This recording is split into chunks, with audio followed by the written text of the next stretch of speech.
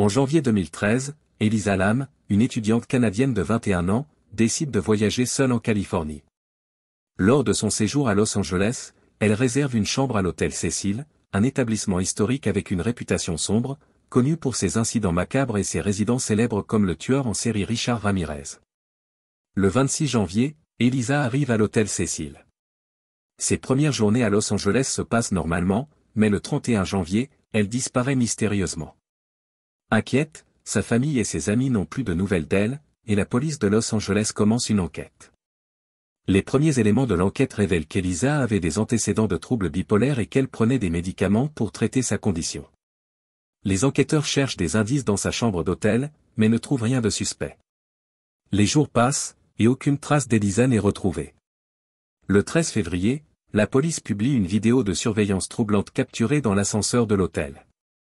La vidéo montre Elisa entrant et sortant de l'ascenseur de manière erratique, appuyant sur plusieurs boutons, et semblant se cacher ou parler à quelqu'un d'invisible. Son comportement étrange intrigue et effraie le public. Les clients de l'hôtel commencent à se plaindre de la faible pression de l'eau et de son goût étrange. Le 19 février, un employé de l'hôtel décide de vérifier les réservoirs d'eau sur le toit. Là, il découvre avec horreur le corps nu et en décomposition d'Elisa flottant dans un des réservoirs. La découverte choque la communauté et soulève de nombreuses questions. Comment Elisa a-t-elle pu accéder au toit, normalement verrouillé et doté d'alarmes? Comment a-t-elle pu entrer dans le réservoir, qui était difficilement accessible? L'autopsie ne révèle aucune trace de drogue ou d'alcool, seulement ses médicaments habituels. La cause officielle de la mort est noyade accidentelle, mais de nombreux aspects restent inexpliqués. L'affaire Elisa Lam devient rapidement virale, alimentant des théories du complot et des spéculations. Certains pensent qu'elle a été assassinée et que son comportement dans l'ascenseur montre qu'elle était poursuivie. D'autres suggèrent une crise psychotique due à son trouble bipolaire. Le mystère entourant la mort d'Elisa Lam et les circonstances étranges de sa disparition continuent de captiver l'imagination du public.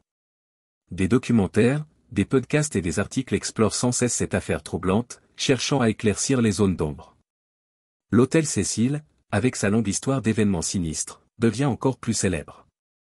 En 2021, une série documentaire intitulée « Crime Scene, The Vanishing at the Cecil Hotel » sur Netflix ravive l'intérêt pour cette affaire.